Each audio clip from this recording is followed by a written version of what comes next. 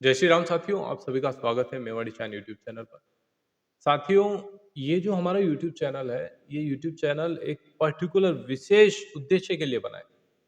वर्तमान समय में हमारी सबसे बड़ी विडंबना क्या है? देखिए, सबसे बड़ी विडंबना ये है कि हम हमारे इतिहास को नहीं जान पा रहे हैं, हमारा क्या प्राचीन इतिहास रहा, उसके बारे में हमें कोई जानकारी नहीं।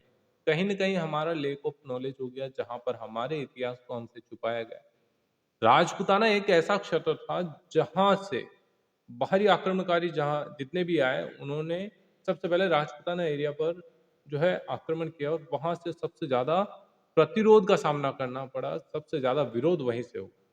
पूरे भारतवर्ष का इतिहास अगर पढ़ा जाए तो आप देखेंगे कि यदि उसमें राजपूताना ना हो, राजपूत योद्धाओं का इतिहास ना हो, तो वहाँ पर भारत का इतिहास कोई महत्वता नहीं रखता। यहाँ पर मैं बात कर रहा हूँ दोस्तों हमारे प्राचीन जो व्यवस्था थी, समाज की व्यवस्था थी जहाँ पर 4 वर्ण थे, जिसमें हम कहते हैं कि ब्राह्मण, क्षत्रिय, वैश्य और शूद्र ये 4 वर्ण व्यवस्था थी जो कि कर्म आधारित थी, ना कि अ, जातिगत आधारित। तो देखिए ये धीरे-धीरे ट्रांजिशन पीरियड आया, उस ट्रांजिशन पीरियड में क्या हुआ कि हमारी जो कर्म आधारित व्यवस्था थी समाज की, ये धीरे-धीरे कन्वर्ट होकर हो गई जाति आधारित।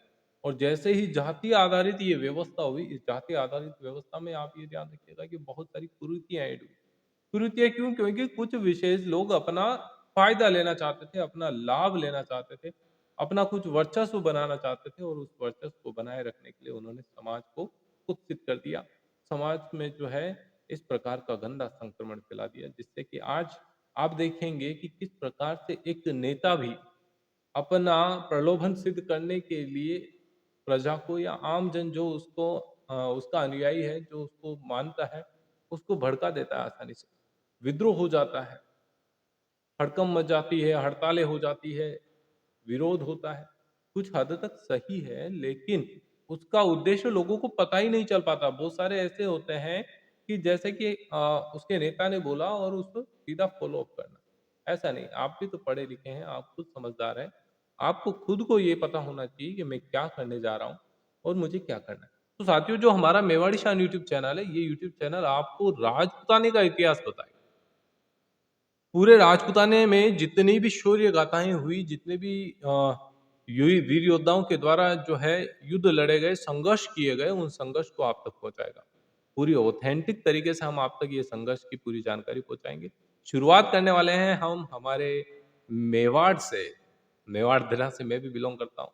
वीर शिरोमणि, एक ऐसा वीर योद्धा जिसने मातृभूमि के रक्षार्थ राष्ट्र प्रेम की खातिर सर्वस्व न्यौछावर कर दिया जहां पूरे राजपुताने के राजा रजवाड़े जो थे अकबर के अधीन हो गए, अकबर की गुलामी मंजूर कर दी केवल अपना राज्य बचाने के लिए। लेकिन एक योद्धा ऐसा भी था जिसने संघर्ष किया, जीवन भर संघर्ष किया।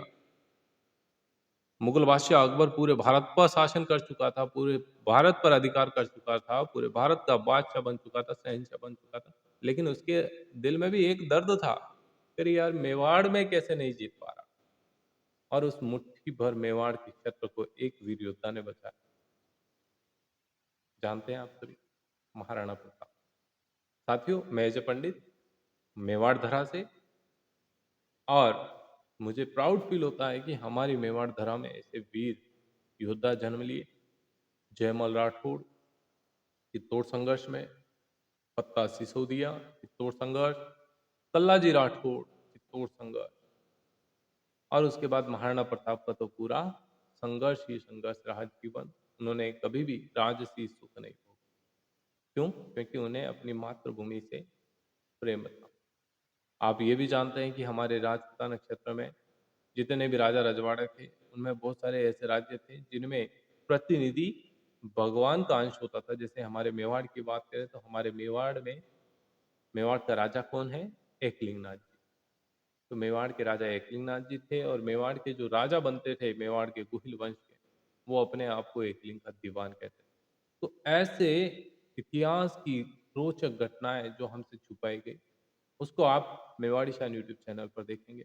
उम्मीद करूंगा साथियों कि आपको वीडियो काफी पसंद अच्छा लगेगा, और यदि मेरा प्रयास अच्छा लगता है तो चैनल को सब्सक्राइब कर लेना अपना इतिहास जानने के लिए। वर्तमान समय में बहुत ज़रूरत है ऑथेंटिकेशन के साथ, जितनी भी प्राचीन इतिहास की पुस्तकें हैं जो पब्लिश नहीं हुई है या फिर नेशनल लाइब्रेरीज़ में रखी गई है, उनके ऊपर से हम तथ्य को लेंगे और आप तक पहुँचाएँगे। जय एकलिंग जी।